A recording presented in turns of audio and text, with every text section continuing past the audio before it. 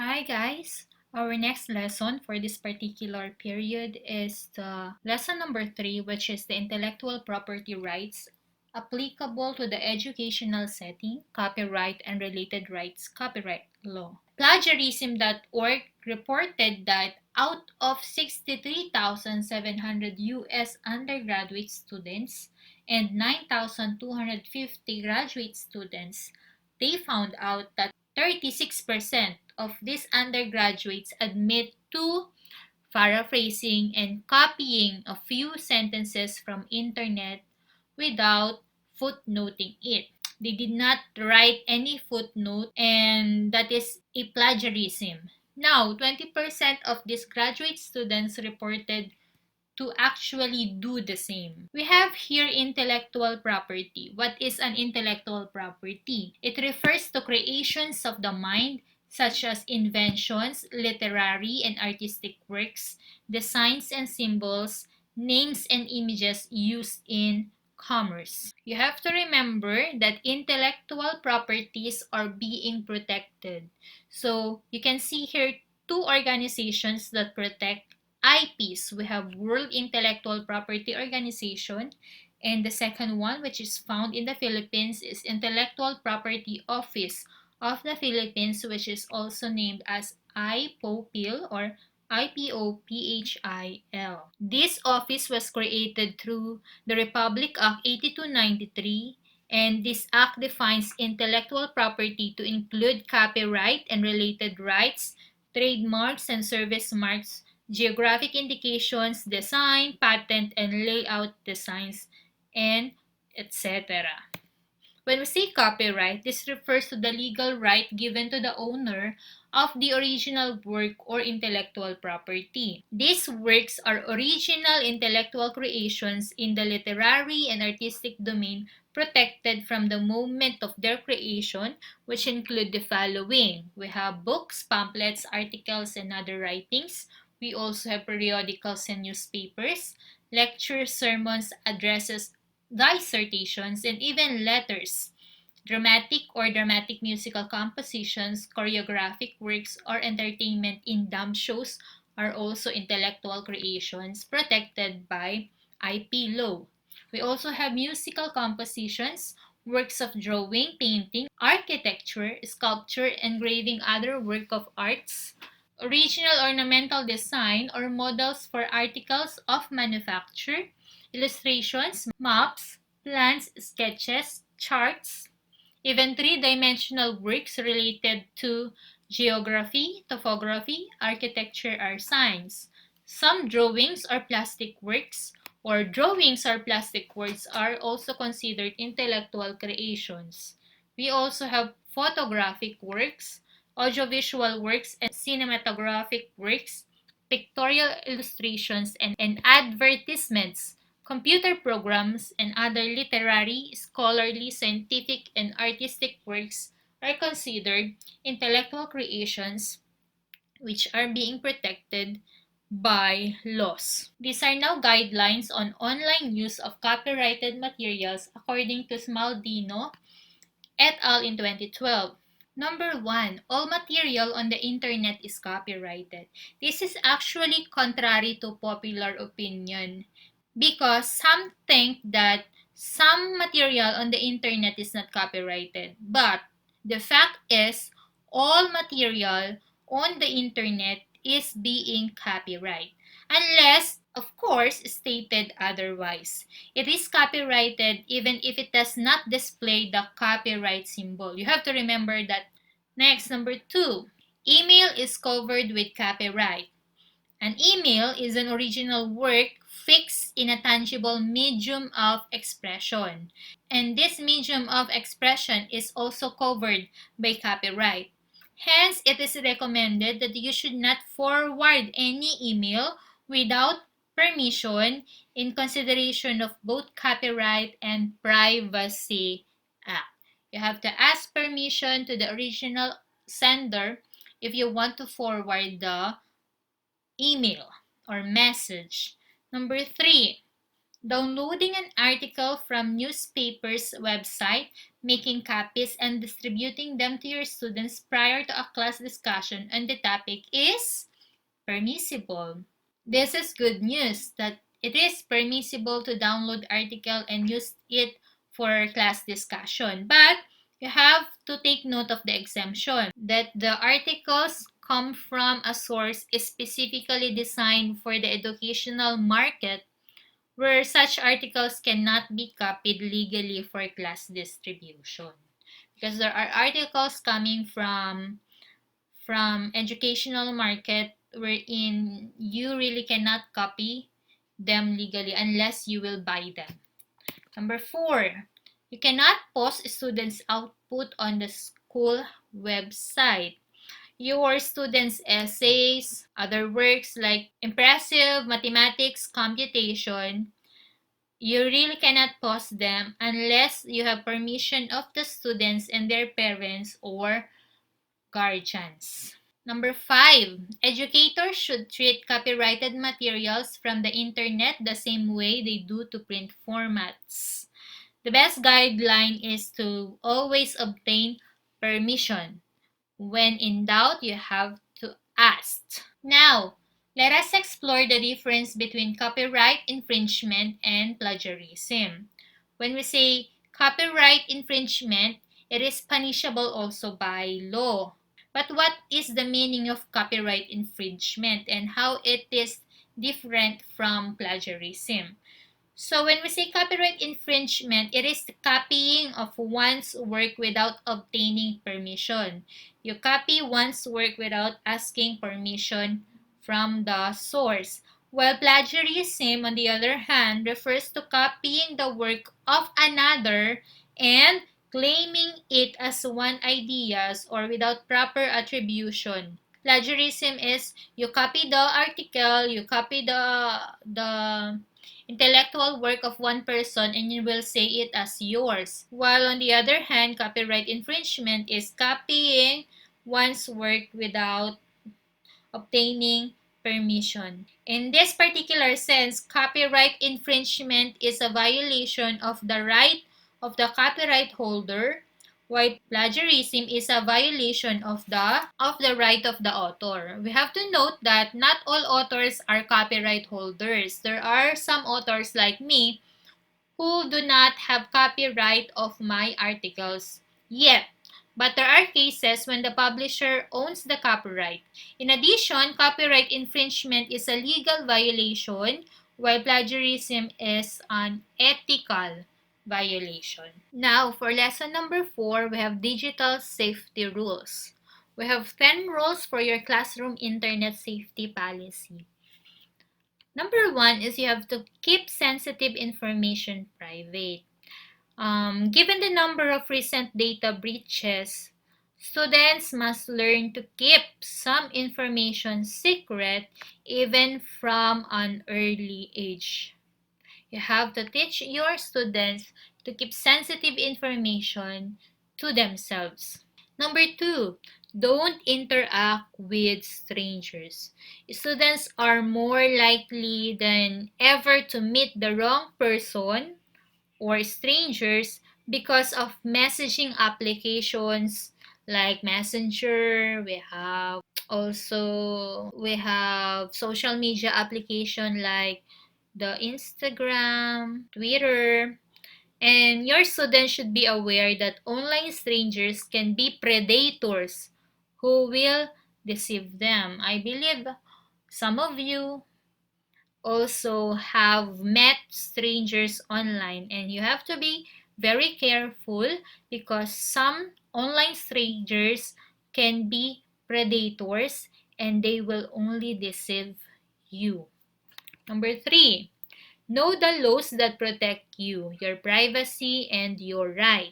So you teachers, as teachers, must teach and be knowledgeable about the laws and regulations in place to keep our students safe. We actually have the Data Privacy Act of 2012, which was passed to extend protection to not only students but to all people and their data in this modern age. It provides a regime for regulating the processing and storage of particularly personal and sensitive information. Given the new avenues of information exchange that have opened up and continue to open up in this particular era. Number 4, zero tolerance of cyberbullying. If you see it, you have to report it.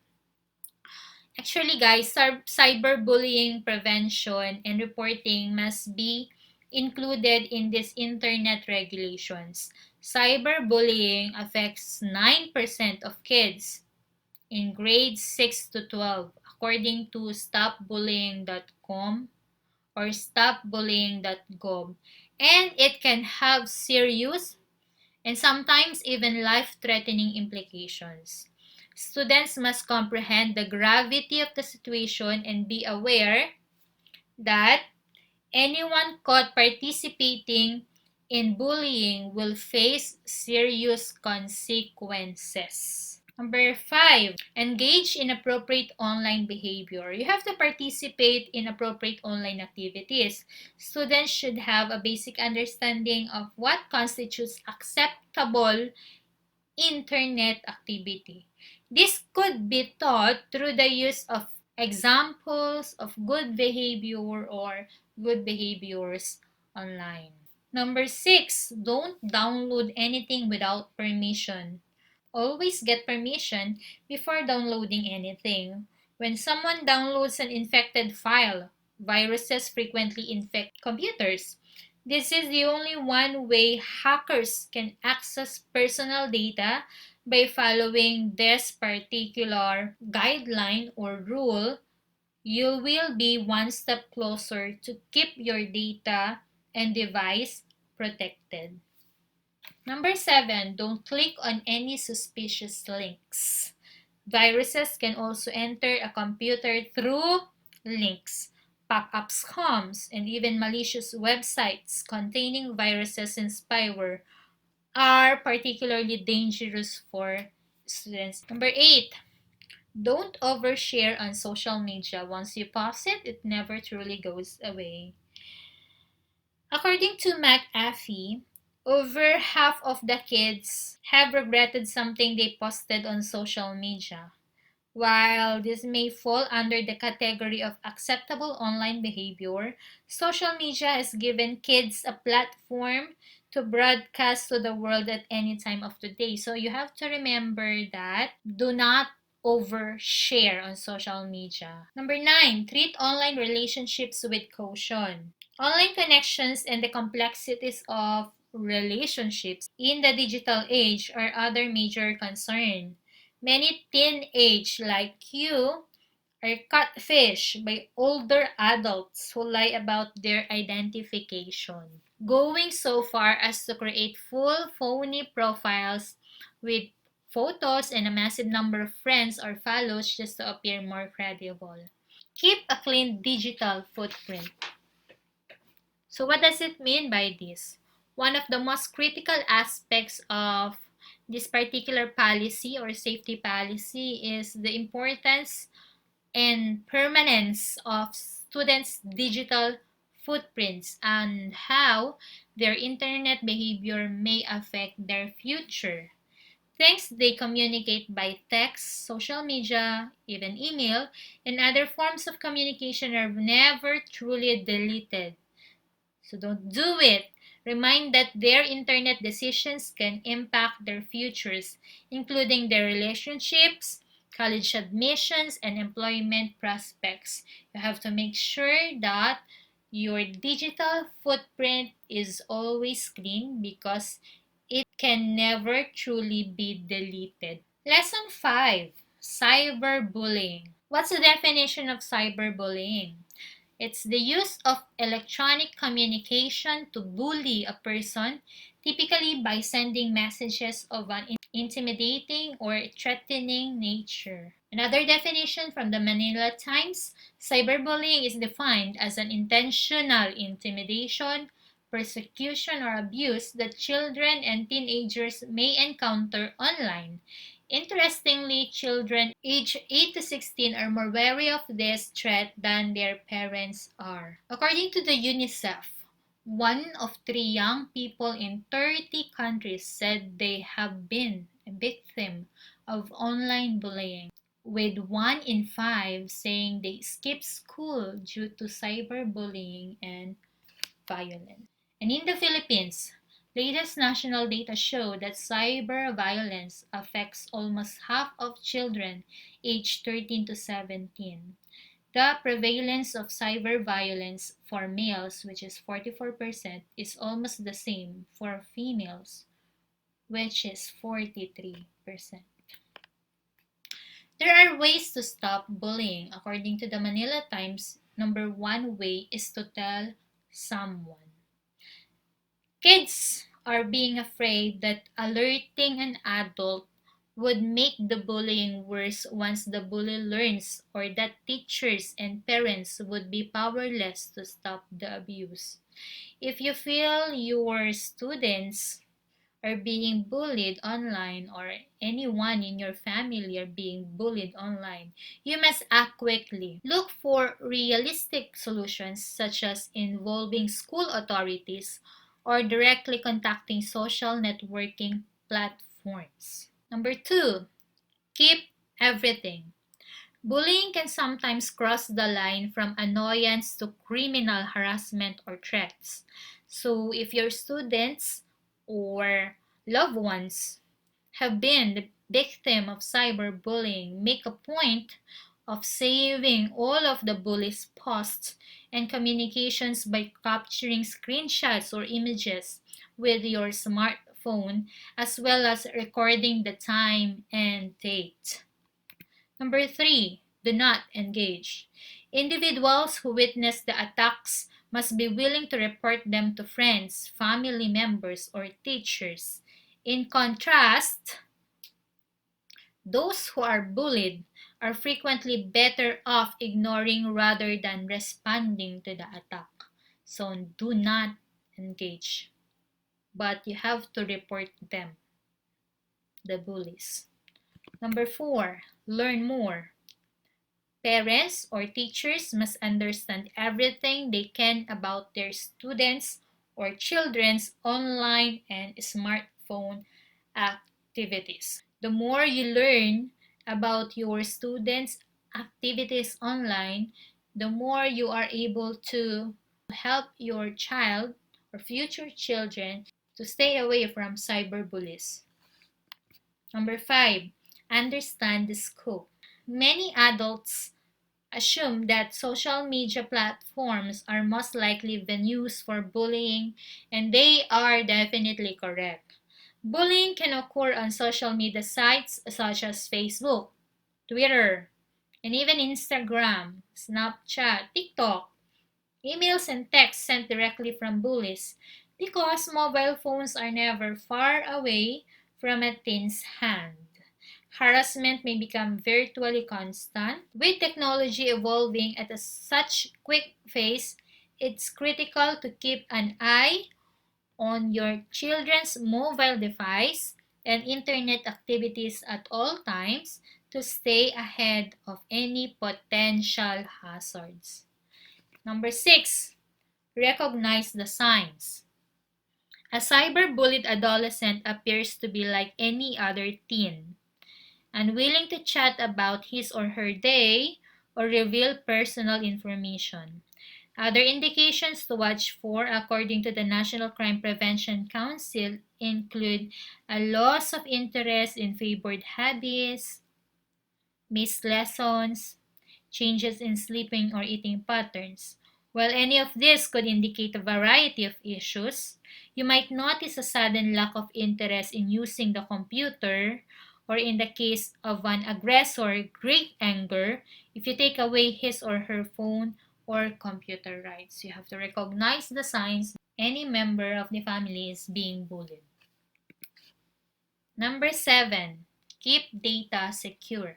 When it comes to uploading material online, you and your kid, if you will soon be parents, you must be cautious. Limiting the number of personal photographs and information your teen uploads online is a good idea. You have to make sure that kids understand the importance of keeping passwords secure and changing them regularly. So you, my dear students, bullies have been known to hijack victims' social media accounts and use them to make harsh and abusive comments. So, my dear students, you should also keep your social media profile set to private and disregard messages from people you do not know. Number 8, don't get turned around. Some victims of cyberbullying fight back against bullies and eventually become bullies themselves. While this may appear to be one solution, what typically occurs is a back and forth between victim and aggressor that tends to perpetuate the behavior. Make sure that you understand the importance of online respect for others' feelings and privacy. Number 9, stand together. It is critical to unite. It is really important to be united and search for long-term answers to cyberbullying. It is better to fight cyberbullying when many people do it. So it's important to be united to stop cyberbullying. Number 10, hold bullies accountable. By notifying school officials and bullies' parents, parents may hold bullies accountable. So bullies must realize that their acts have consequences and that everyone deserves a life free of fear.